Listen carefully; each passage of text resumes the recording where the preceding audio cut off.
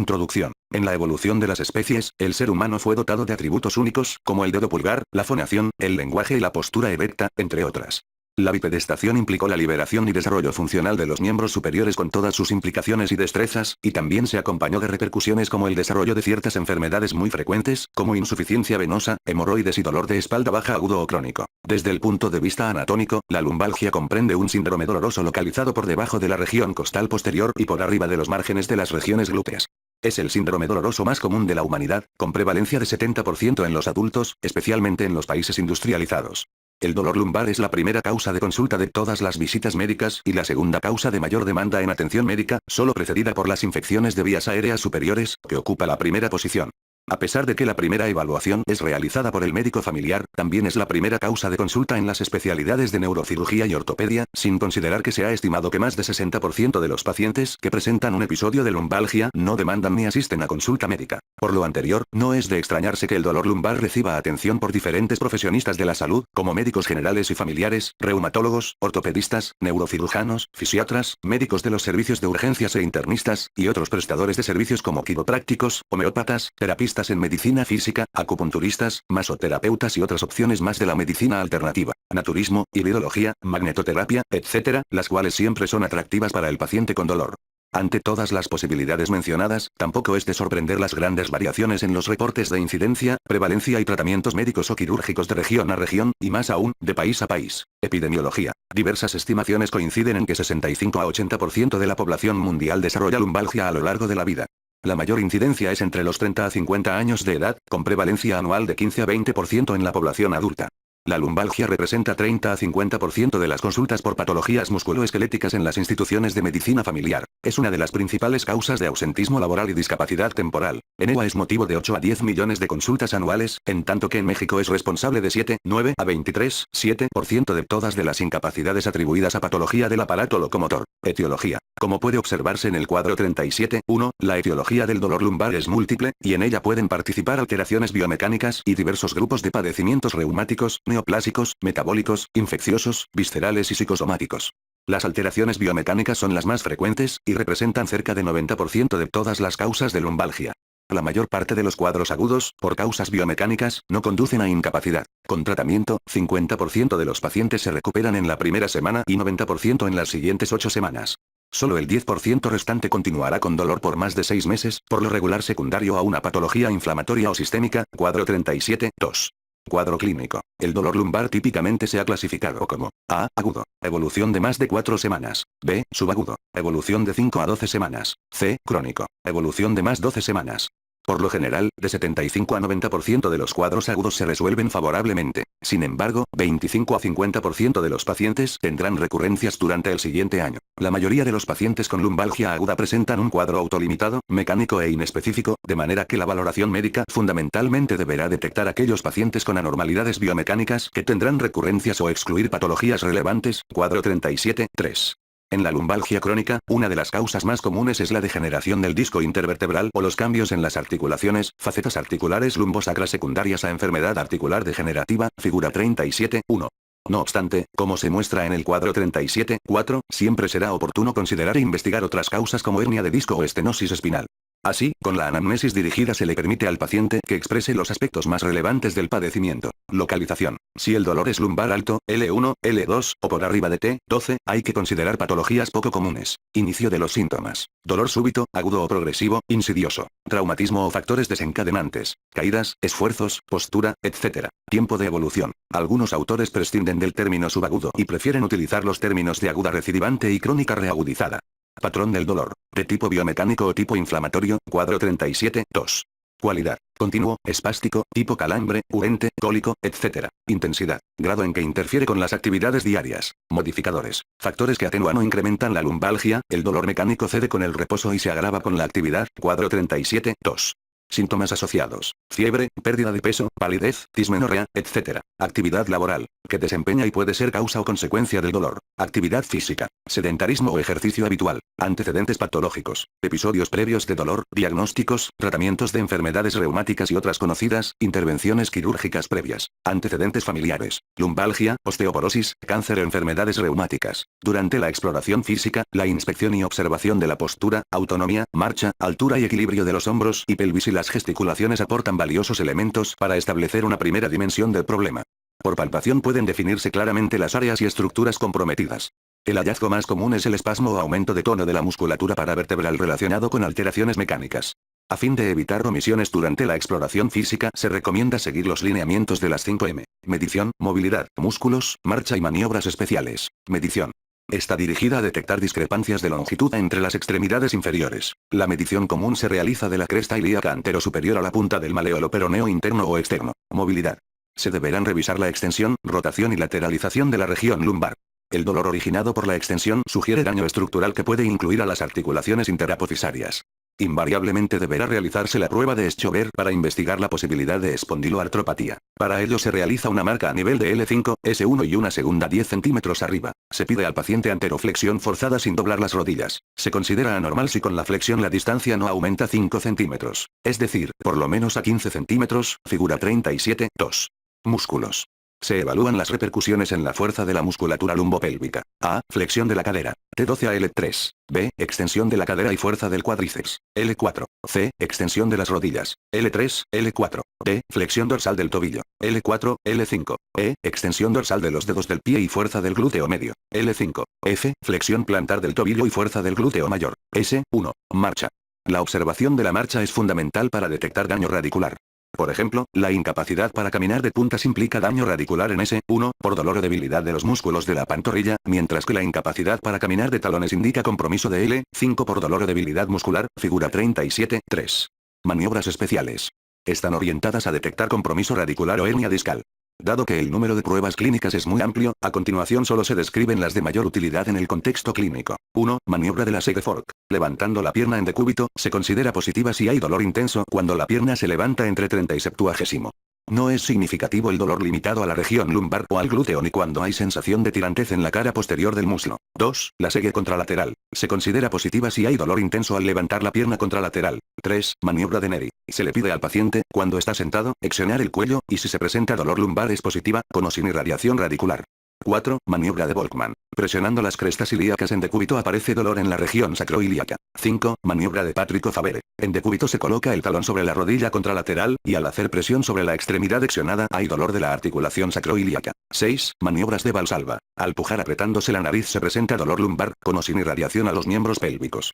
Todas las maniobras de Valsalva encaminadas a aumentar la presión intraabdominal, esfuerzo defecatorio, toser, estornudar, prueba de Dejerine, e intratecal, compresión sobre las yugulares, prueba de Natzinger-Jones, exacerban el dolor radicular. 7. Maniobra de Milgram. En decúbito se pide al paciente levantar las dos piernas de la mesa 5 centímetros durante 10 sec. Cuando hay patología intratecal no se tolera la prueba. 8. Maniobra de Thomas. En decúbito se pide al paciente que extione y sujete una de las rodillas hacia el pecho manteniendo la otra en extensión. Las contracturas severas o radiculopatías no permiten realizarla. 9. Maniobra de Bragard. Si el signo de la segue es positivo, se baja lentamente la pierna hasta que cesan las molestias, y se realiza una dorsiexión forzada del pie que reproduce el dolor. 10. Detección de simuladores. A. Prueba de Over. Se colocan las manos en los talones del paciente y se le pide que levante la pierna afectada. Si existe alteración, presionará con la opuesta hacia abajo para ayudarse. Si esto no sucede, no hay daño y sugiere simulación. B. Dorsiflexión del tobillo. No debe causar dolor si se realiza con la rodilla en flexión. C. Prueba de distracción. Y una maniobra específica. P. Ej. La segue es negativa cuando se distrae al paciente. Si con una o más de estas pruebas hay evidencia de radiculopatía, la exploración se completará con evaluación específica del tronco nervioso implicado o diagnóstico topográfico, cuadro 37, 5. En este sentido, cabe recordar que cuando la causa es una hernia discal de localización A, L3, L4, representa 5%, el reflejo alterado es el rotuliano y la zona sensitiva es la región interna de la pierna y del pie. B, L4, L5, representan 45%, no hay reflejos alterados, aunque, finalmente, puede estarlo el tibial posterior. La zona sensitiva es la región externa de la pierna y dorso del pie, entre el primero y segundo metatarsiano. En la motricidad existe disminución de la fuerza del extensor propio del primer dedo. C, L5, S1, representan 45%, el reflejo alterado es el aquileo. La zona sensitiva comprometida es la parte externa del pie hasta el quinto dedo. D, el 5% restante de las hernias discales se presentan en otros territorios dorsolumbares. Para finalizar con el cuadro clínico, se enfatiza de manera particular la enorme importancia de evaluar siempre de manera cuidadosa los 10 signos de alerta que se mencionan en el cuadro 37, 6. Alteraciones de laboratorio y gabinete. Los recursos de laboratorio para orientar el diagnóstico del dolor lumbar varían dependiendo de la patología de base y preferentemente deben solicitarse de acuerdo con la sospecha clínica. Por ejemplo, la determinación de calcio sérico y urinario y paratohormona sérica son útiles en el diagnóstico de hiperparatiroidismo.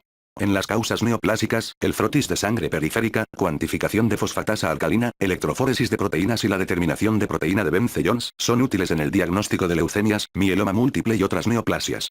Si se sospecha una infección, la biometría hemática completa, reacciones febriles, prueba de Mantoux o PPD, cultivos, P. EG. Hemocultivos, entre otras, son obligatorias.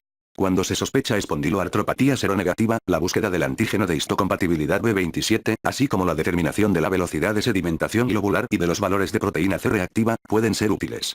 Por último, la determinación de telopéptidos, fosfatasa alcalina, osteocalcina y calcio en orina, se utilizan para evaluar el metabolismo óseo en osteoporosis, osteomalacia y otras osteopatías. Hoy en día, las opciones de estudios de gabinete son diversas y enseguida se analizan de manera independiente, destacando sus principales ventajas y desventajas. Radiología simple. Los estudios de columna lumbar en proyecciones AP, lateral y proyecciones dinámicas, flexión, extensión, permiten detectar fácilmente condiciones muy comunes, como espondiloartrosis, figura 37, 1, espondilólisis, espondilolístesis, vértebras supranumerarias, escoliosis y discrepancia de longitud en las extremidades inferiores. Sin lugar a dudas, los estudios radiológicos simples son los recursos de diagnóstico de mayor utilidad para detectar patologías biomecánicas muy frecuentes, como escoliosis, figura 34, 4, o lístesis, figura 37, 5. Tomografía axial computarizada, TAC. La TAC es muy útil para definir la magnitud de procesos destructivos debidos a infecciones, fracturas y tumores, figura 37, 6. La ventaja es que separa las imágenes en el espacio y evita las superposiciones, permitiendo la visualización vertebral selectiva. Su mayor desventaja radica en la deficiente nitidez de los cortes y que la mayor parte de los elementos anatómicos no se encuentran en el mismo plano.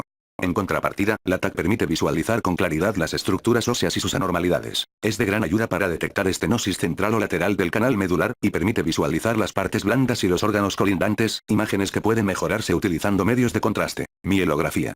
Su indicación fundamental es la identificación de hernia o compromiso discal. No obstante, por ser un estudio invasivo y doloroso que produce cefaleas, mareos y vómitos, paulatinamente su uso se ha sustituido por la TAC y rara vez se justifica. Discografía. Se introduce medio de contraste en el área discal, y ello permite determinar la magnitud y compromiso del disco intervertebral. Al igual que lo observado con la mielografía, hoy en día su uso ha sido sustituido por procedimientos mucho menos invasivos. Densitometría. La cuantificación de la masa ósea permite detectar osteopenia y osteoporosis, primaria o secundaria a otras patologías, y estimar el riesgo o probabilidad de fracturas. Gamografía.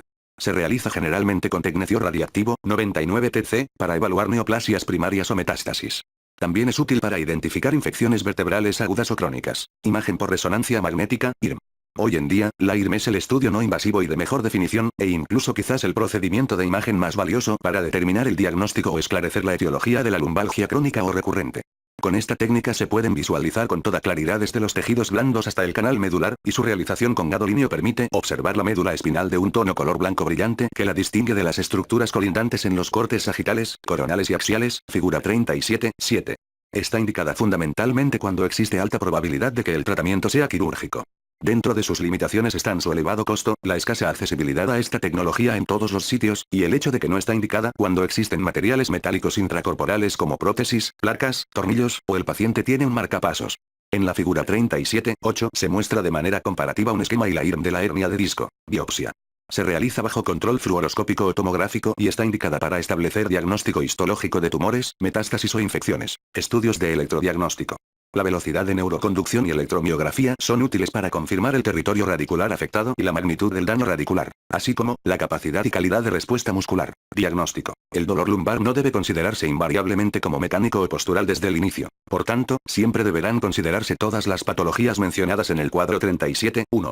Para ello la historia clínica cuidadosa que incluya interrogatorio y exploración apropiadas, aunada a la indicación juiciosa de los diversos procedimientos de imagen, son invariablemente las mejores guías del diagnóstico etiológico. Tratamiento. En la lumbalgia biomecánica aguda, en ausencia de patología grave, la educación sobre el autocuidado, reposo, suspensión de actividades agravantes, fisioterapia con ejercicios de fortalecimiento y la administración de analgésicos, antiinflamatorios no esteroideos, o relajantes musculares, solos o combinados, por lo general se logran en la mayor parte de los casos resultados exitosos en 4 a 8 semanas. En la lumbalgia crónica el mejor tratamiento será el diagnóstico etiológico que por sí mismo permitirá definir las mejores pautas y medidas terapéuticas.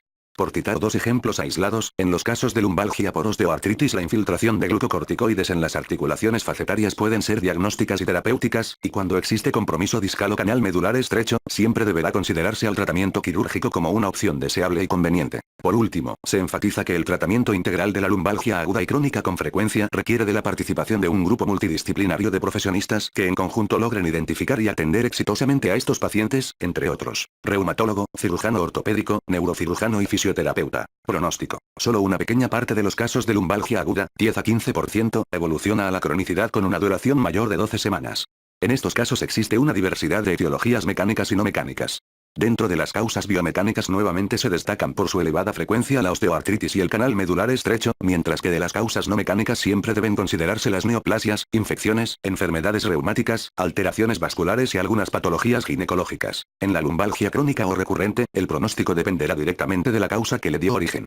Incluso, dado que algunas de las patologías que la condicionan literalmente no se curan, el tratamiento integral e interdisciplinario del paciente puede ayudar a disminuir de manera considerable el dolor y mejorar en gran medida su calidad de vida.